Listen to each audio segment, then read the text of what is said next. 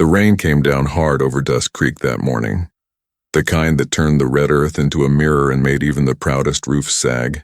Smoke curled from one lone chimney near the edge of town, a place folks no longer went near. They said a ghost lived there. Jacob Morrow wasn't a ghost, though he might have preferred it.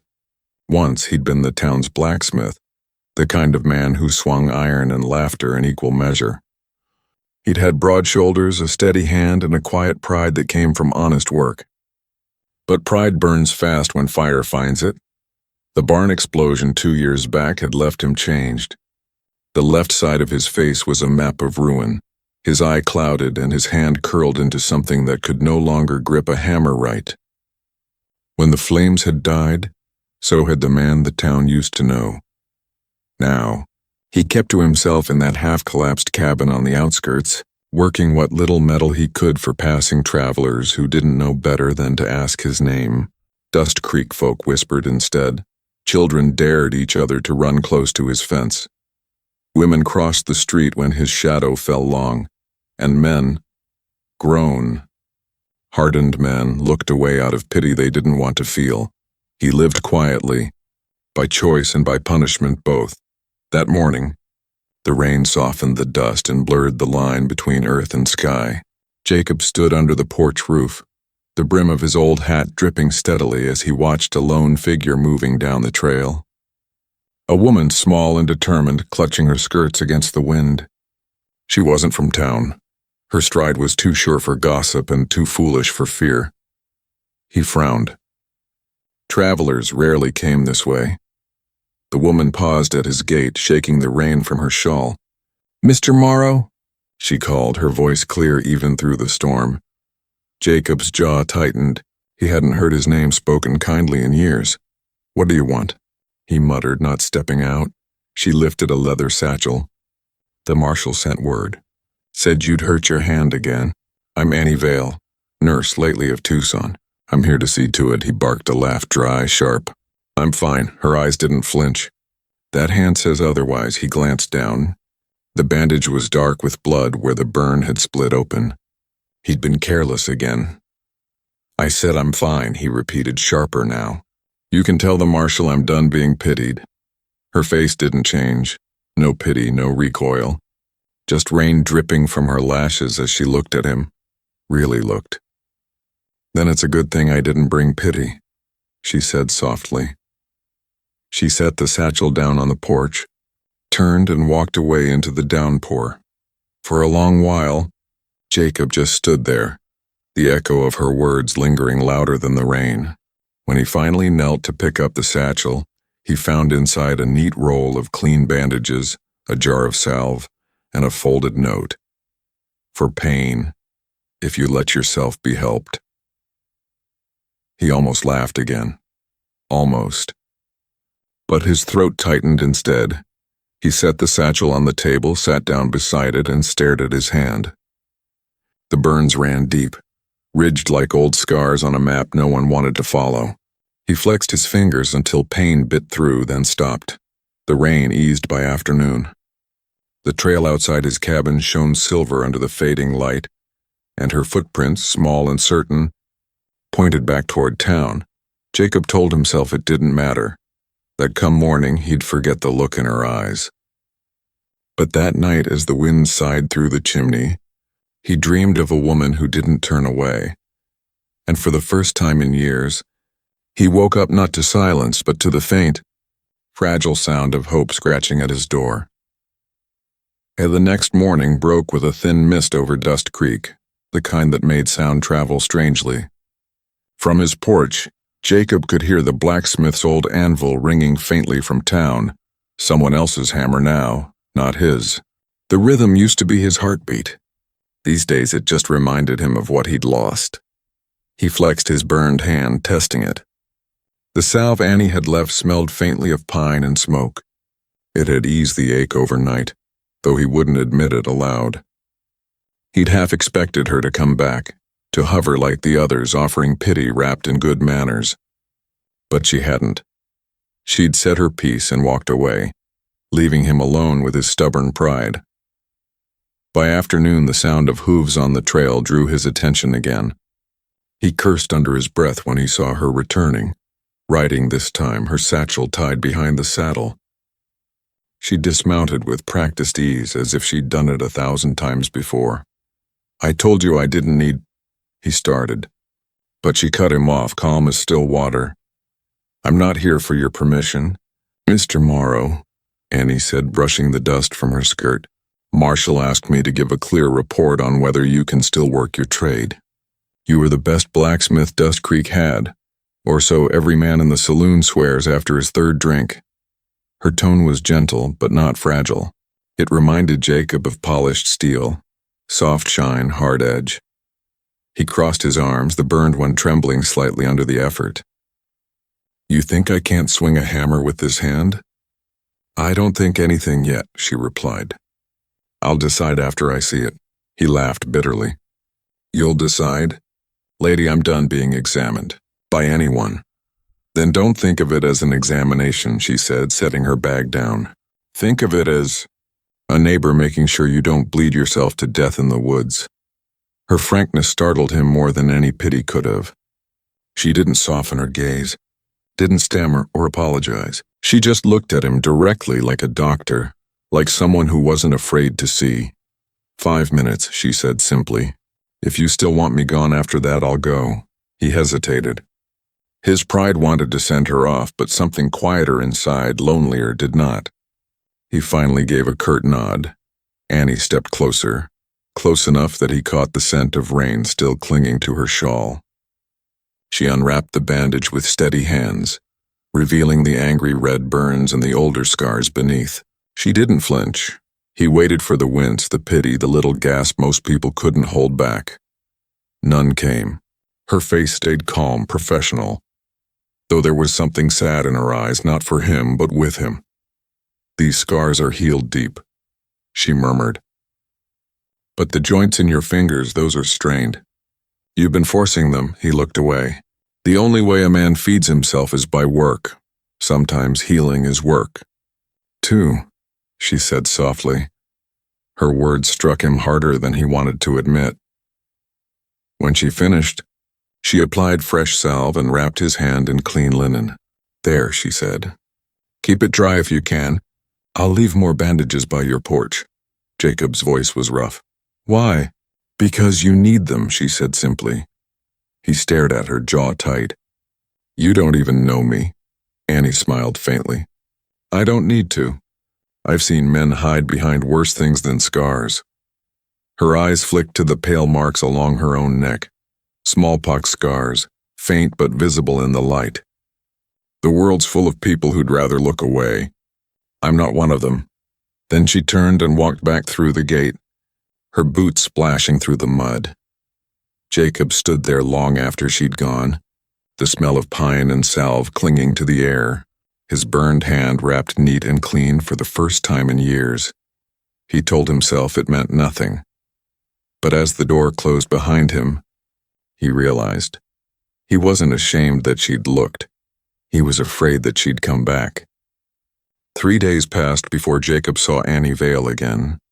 Long enough for the salve to ease the burn, long enough for his pride to harden again. He spent the days mending horsetack and sharpening old plowheads, quiet work, the kind that didn't demand he face a mirror. But pride doesn't stop pain. And on the 4th day, the forge betrayed him. He'd been shoeing a rancher's horse, a restless roan that kicked more than it stood. The beast spooked at a clap of thunder, jerking hard just as Jacob's tongue slipped. The half-heated shoe sliced across his palm. He bit back a curse and wrapped the bleeding hand in his sleeve. He could already hear the whisper of his own thoughts, cruel and familiar. Useless hand. Useless man. By the time he staggered back toward his cabin, dusk was creeping in, heavy and wet. He didn't see her approach until she was standing right there at the fence again. Reins in hand, eyes sharp and searching. "You're hurt," she said, not asking. "I'll live." "I'm sure you will," she replied evenly. "But that doesn't mean you should bleed for the privilege."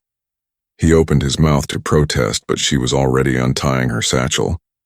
"Sit," she ordered gently. "Unless you plan on fainting into the mud." He scowled, but sat anyway. His hand throbbed with each heartbeat. Annie knelt beside him on the porch step, peeling back the blood-soaked fabric. Her fingers worked quickly and sure, like someone who'd seen worse. When she pressed a clean cloth to the wound, Jacob hissed and turned away. "Don't," she said quietly. "Don't look away." Her voice wasn't commanding, more like an anchor. He turned his face back and their eyes met. He expected disgust or pity, but what he saw was steadiness. Annie didn't stare at the ruin of his skin like it was something to fear. She treated it as fact, not a flaw. "I once had a post at a mission hospital," she said as she worked. "We treated fever, infection, and smallpox. When the outbreak took hold, I caught it myself. Lived through it, but..." She trailed off, nodding toward the faint marks on her jawline. "When it was over, they said I wasn't fit to tend the healthy anymore. Parents didn't want their children touched by hands like mine." Jacob watched her bind his hand with quiet precision. "So you came here," he said. "Here," she echoed softly, "was the only place that needed help and didn't ask too many questions." For a moment, the air between them was still. The rain had stopped and the cicadas had begun their evening hum, a song of things that endure. She finished tying the bandage and leaned back on her heels. "There, that should hold." He flexed his fingers carefully. "You didn't have to do this." Her smile was faint but genuine. "Maybe not, but I've learned that people heal faster when someone stays." Something shifted in him then. Not quite trust. Not yet forgiveness, but a soft crack in the stone he'd built around himself. He cleared his throat. "You ever think of settling here?" "Dust Creek's not exactly welcoming." Annie shrugged. "I've never needed welcome. Just purpose." Her words landed deeper than she knew. That night, after she left, Jacob found himself standing at the window longer than usual, staring down the road she'd taken. The trail shimmered silver under the moonlight. And for the first time in 2 years, he caught himself thinking about tomorrow, not with dread, but with a strange, cautious curiosity. The next morning, he didn't flinch when he saw her walking by again. He even nodded once in greeting. She smiled as she passed, and for a brief, fleeting moment, the silence between them wasn't heavy. It was full. By late spring, the rhythm of Dust Creek had settled into something almost gentle. The rains had eased, the creeks ran clear again, and for the first time in years the faint clang of a hammer began drifting from Jacob Morrow's cabin. Not steady, his hand still ached, but steady enough to mean he was trying. He'd started making small tools again. Hinges, nails, and the occasional buckle for a saddle. Nothing fancy. But when Annie passed by, she'd always pause near the fence, watching without intruding. Sometimes she'd bring bread from the boarding house, or letters from the marshal needing bits mended for the horses. Sometimes she'd bring nothing at all, just a quiet presence that filled the air between them better than words ever could. That day, though, she came with something else entirely. "I've been thinking," Annie said, leaning against the porch rail while Jacob cooled an iron plate in the trough. "The town infirmary's forge is half rusted. The tongs are broken, the bellows torn. They're running low on proper tools," Jacob grunted. So, she continued, "you could fix it. You know that work better than any man alive," he frowned. "You know how that'd go. They'd rather limp along than take help from me." Her gaze didn't waver. "Then we won't tell them who made the tools." He stared at her. "That's lying. That's mercy," she said simply. "You fix what's broken. I'll deliver it. They'll see your work before they see your face." Jacob turned away, hands braced on the anvil. "You don't understand." "I understand shame," Annie said softly. "And I understand how it feeds on silence." He looked at her then. Really looked. The faint scars that crossed her temple caught the sunlight, soft but visible. She didn't hide them, didn't pretend. She just stood there, patient, waiting for him to find his courage again. "Annie," he said slowly, "what if they find out? Then they'll have to decide whether they hate the man or the hands that healed them." Her voice was quiet, but steady as a church bell. That night, Jacob sat long after the sun went down, the coals in his forge glowing like small, stubborn stars.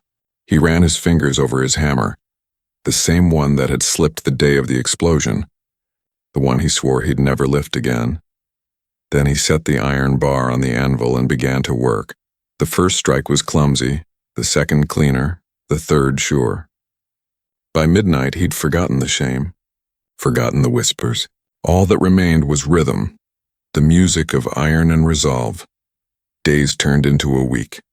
Annie came by every evening, sleeves rolled up, helping where she could, pumping the bellows, handing tools, keeping pace with his silence. The air smelled of soot and pine, but beneath it all there was something purer, trust. By the end of the second week, a small pile of polished tongs, clamps, and scalpels lay on the bench, each one strong, balanced, exact. Annie packed them neatly in burlap, labeling them by size. She turned to him before leaving. "They'll never know who made them," she said, "but they'll feel your work in every cut that heals." Jacob didn't answer right away. He just watched her mount her horse, her lantern flickering gold against the night. When she reached the bend in the trail, she glanced back. "You said once you'd rather stay in the shadows. Maybe that's fine for now, but shadows don't mean you're forgotten." Her words stayed with him long after she disappeared into the dark. That night, as the wind hummed low through the open door, Jacob left the forge burning. Its glow spilled out across the yard, washing over the fence, the anvil, the road where she'd gone. He didn't notice when dawn came, only that the light looked softer than he remembered, like the first hint of forgiveness after a long winter. Dust Creek hadn't spoken Jacob Morrow's name in a long time, but the day Annie Vale delivered the new tools to the infirmary, his work started whispering it back into the wind. Word spread quickly, faster than a prairie fire. The marshal admired the craftsmanship. The doctor said the clamps were better balanced than anything he'd ever used. Even old Mrs. Penn, who never praised anyone, claimed the new scalpels cut clean and true like the hand of an angel. Annie said nothing. She only smiled as she passed Jacob on the trail that evening. "They're using them already," she said, "and not one man asked who forged them." Jacob only nodded, a quiet satisfaction blooming beneath the usual guard of his face. For the first time in years, the ache in his chest wasn't bitterness, it was pride, cautious and tender. Days went by like that. Jacob worked, Annie visited, and the world seemed to edge closer to something whole again. But good things in Dust Creek had a way of testing themselves. It was a Sunday afternoon when the balance broke. Annie had gone to town to deliver another bundle, surgical scissors this time.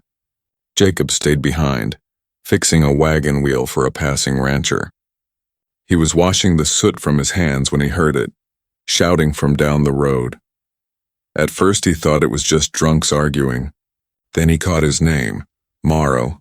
"That's Morrow's mark."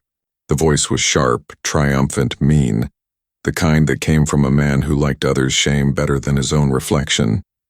It was Hank Dobbs, the stable hand who'd once worked beside him at the old smithy, before the fire. A man who'd called Jacob brother right up until the day the flames took half his face, and then wouldn't meet his eye again. Annie rode hard back to the cabin that evening, her hair wine-tossed, her face tight with worry. "They know," she said simply. Jacob's hammer froze mid-swing. "They know it was you," she continued. "Dobbs saw your maker's stamp on the scissors. He told everyone at the saloon." Jacob's hand trembled. He set the hammer down slowly, the weight of the words pressing heavily on his shoulders. "And what did they say?" Annie hesitated. "Some said the work's too fine to matter who made it. Others," she looked away, "others said a man like you should keep to the shadows where he belongs." A bitter laugh escaped him, short and sharp. "Told you.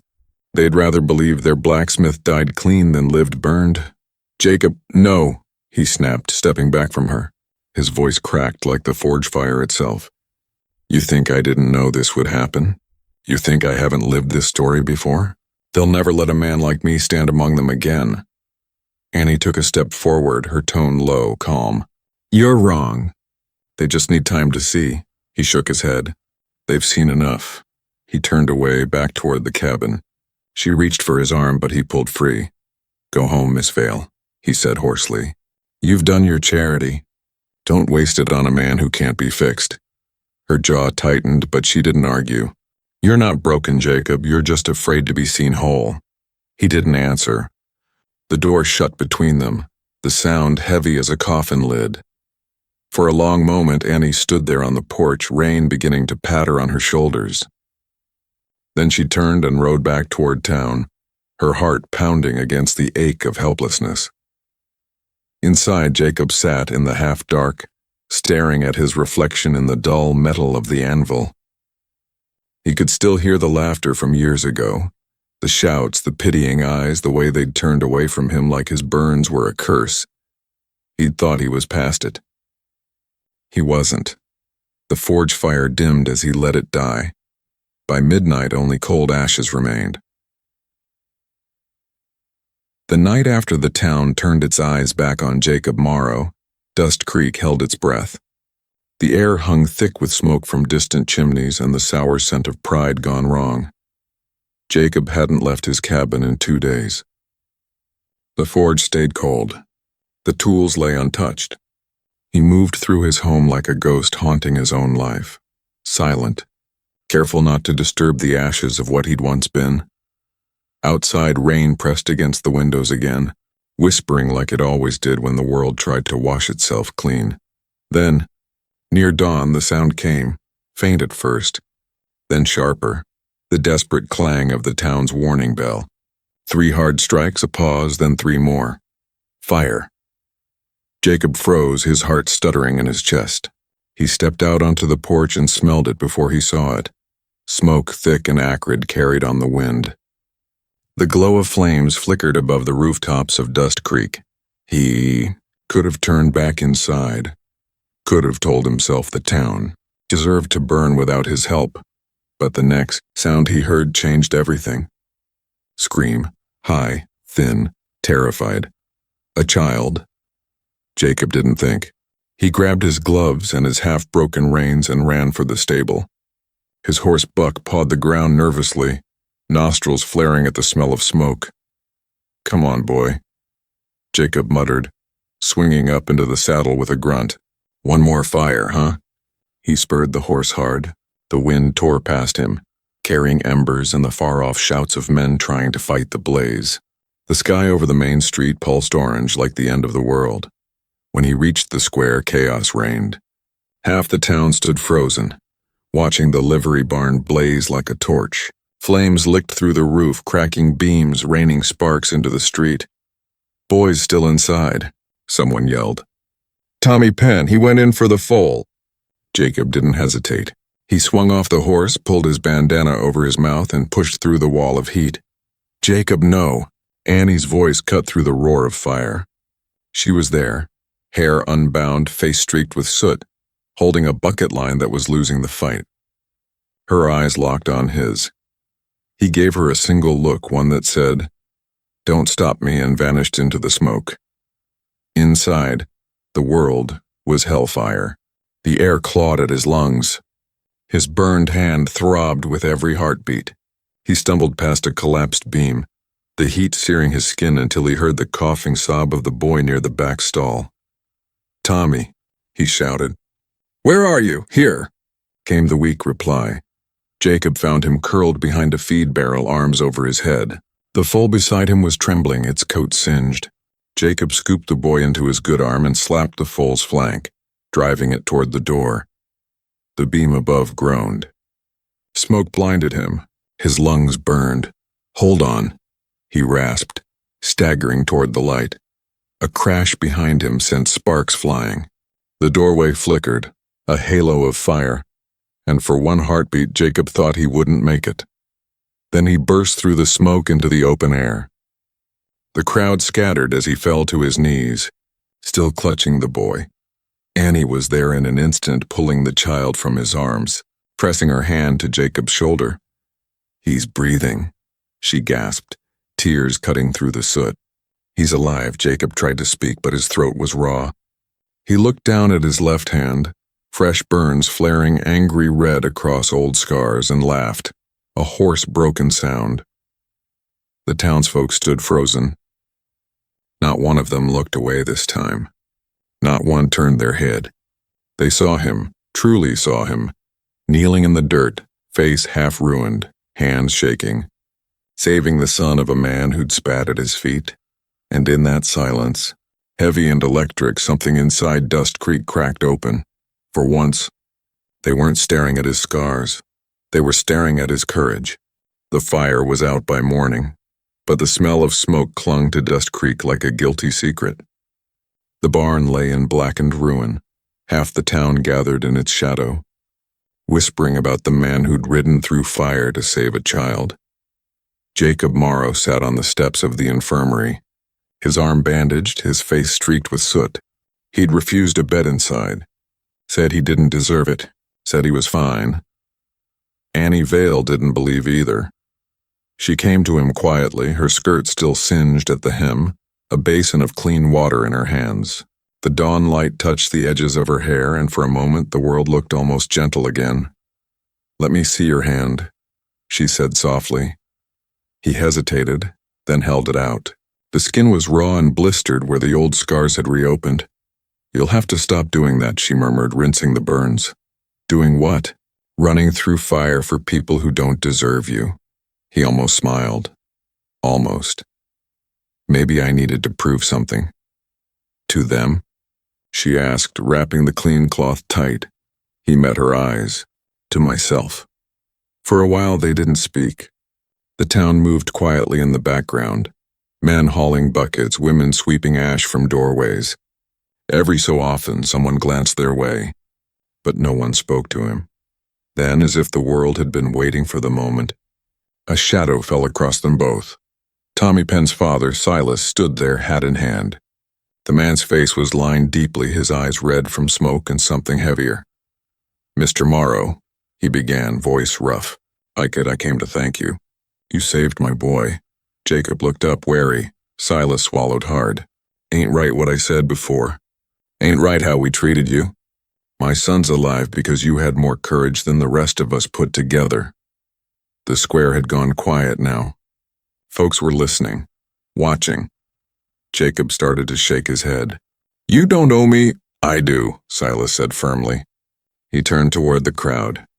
"We all do." He faced the townsfolk, men who'd once crossed the street to avoid Jacob, women who'd pulled their children close. "This man risked his life when the rest of us stood still. That's the truth of it. You can't look at him now and not see it."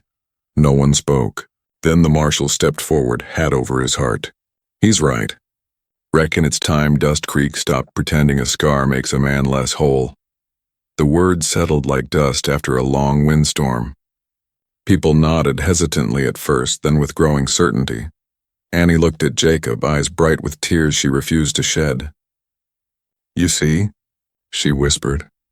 "They're not looking away anymore." He tried to answer, but his throat closed around the words. Instead, she lifted his chin gently with her fingertips. The sunlight caught his scars, the twisted ridges, the uneven skin, and for the first time in years, he didn't turn away from it. "You've nothing left to hide from," she said softly. He held her gaze, and in her eyes he didn't see pity. He saw peace. A warmth he hadn't known in years spread through his chest. It wasn't pride exactly, it was acceptance, the kind that doesn't ask permission. Around them the town began to move again, but this time people came closer. Mrs. Penn brought fresh linen. The doctor offered ointment. The marshal asked if Jacob might reopen his forge. Dust Creek's short on honest work. Jacob looked at Annie. She smiled. "Quiet and sure, I think," he said slowly. "It's time I stop hiding from the daylight." For the first time since the fire that ruined him, Jacob Morrow stood tall under the open sky. His scars didn't fade, but the shame did. Weeks passed after the fire, but Dust Creek never forgot the man who had ridden through the flames. The barn had been cleared, the land scorched but slowly reclaiming itself. And somewhere along the way, Jacob Morrow began reclaiming himself. The blacksmith shop reopened, not as it had been, but as something new. Half of it remained for iron and tools, the other half a small infirmary corner. Annie Vale tended to the injured, patched the sick, and sometimes stayed late just to watch him work. Together they'd found a rhythm, hammer striking anvil, salve soothing burned skin, sweat and soot mingling with hope. The door stayed open now. Sunlight poured in, highlighting the deep lines of his face, the uneven ridges of scars, the twisted knuckles of his left hand. He no longer tried to hide them. For the first time, people came willingly. Farmers brought broken plows, ranchers brought shod horses, and townsfolk, once whispering in fear, came to witness the quiet, steadfast courage of a man who had faced his shame and refused to bow. Jacob noticed them at first, hesitant, holding their hats in their hands that once pointed in mockery. Then slowly he began to nod, then to speak, and eventually to laugh. The rhythm of the hammer returned, not just as work but as music of survival and triumph. And Annie, standing beside him, no longer merely watched. She contributed, coaxed, and healed alongside him. Their hands worked side by side, sometimes touching, sometimes passing tools, a gentle tether that bound the broken parts of the town and themselves together. One afternoon, a group of children approached, timid but curious. Jacob knelt and showed them a small iron horse he'd crafted. "See this?" he said. "All it took was patience and practice. A mistake is just a lesson in disguise." Annie smiled from the doorway, her shawl fluttering in the breeze. One of the children's eyes lingered on his face, but instead of fear, there was fascination. Jacob caught it and winked, a small gesture of playfulness that drew hesitant giggles. The people of Dust Creek no longer averted their eyes. They watched as a man lived honestly in his skin, scars visible, hands imperfect, and courage undeniable. Evenings brought quiet walks down the trail together. Sometimes he carried her satchel when the day's work was heavy. Sometimes she carried words of reassurance when shadows crept in. They didn't need to speak much, their silences were enough. And in the quiet moments, when the forge cooled and the sun dipped low behind the hills, Jacob realized something he had forgotten how to feel: peace. It wasn't a loud triumph, not a parade of applause. It was something quieter, a steady heartbeat, an open door, and the knowledge that he could live in the light without fear. He no longer flinched at his reflection, no longer hid behind walls, smoke, or shadow, because for the first time, someone had looked at him without pity, and it had changed everything. Jacob Morrow and Annie Vale didn't just survive Dust Creek's judgment. They reshaped it. One hammer strike, one salve-soaked hand, one unwavering gaze at a time. The blacksmith shop became more than a place of work. It was a place of redemption, of healing, and of hope. Iron and care, fire and compassion, welded together in the heart of a town that had learned to see truly. And every morning, the sun poured over the open door, painting the forge in gold. Jacob lifted the hammer, ready for the day. Beside him, Annie prepared her medicines. Together they worked. Unashamed and unbroken, the scars remained, the past lingered, but the shame was gone. For Dust Creek, and for Jacob, there was only forward. If this story of courage and redemption moved you, hit that like button and subscribe for more tales from the Wild West. Share your thoughts in the comments. Who in Dust Creek inspired you most?